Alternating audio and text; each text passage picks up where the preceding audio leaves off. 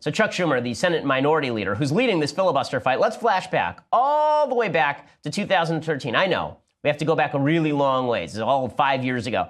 Chuck Schumer, like pretty much this date in 2013, was going around suggesting that anyone who shut down the government over an ancillary issue is doing so for their own political purposes. And listen, what about us Democrats? What if we Democrats had shut down the government over like illegal immigration? Wouldn't people go crazy? He literally said this in 2013.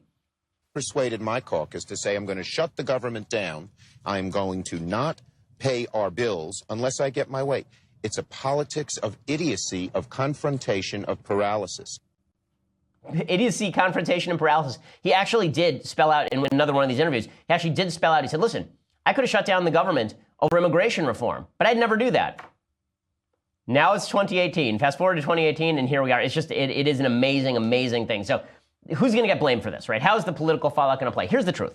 I don't think people care about government shutdowns. I don't think they cared in 2013. I don't think they care in 2018. I think the press cares. I think people in Washington, D.C. care because their livelihood goes away. I think a bunch of people in Washington, D.C. who cannot function if the government doesn't function. Like, listen, I have a happy life. If the government starts functioning the way that I want it to and it stops being a big deal in my life, I'll just talk about other stuff. I'll just talk about the culture, which I'd prefer to talk about anyway. I'll sit here and I'll talk about Plato and Aristotle and Aquinas. I'll do all those things. It'll be great. Our listenership may not be as high, but it'll be awesome. Okay, I'm happy to do all of those things. But if you're in Washington, D.C., if you are the political press and you spend all day covering the minutia of all the crap that our politicians do, and then the threat is, ooh, the government's going to shut down, ooh, we're all going to die, then this is a big deal to you.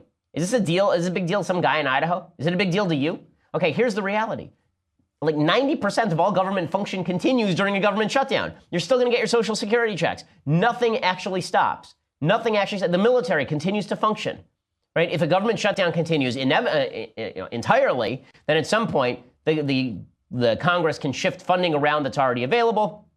You know, they can make cuts. You know, I'm all in favor of government shutdowns. I really have no problem with government shutdowns. The government spends $4 trillion a year. It seems to me that a little shutdown wouldn't be the end of the world.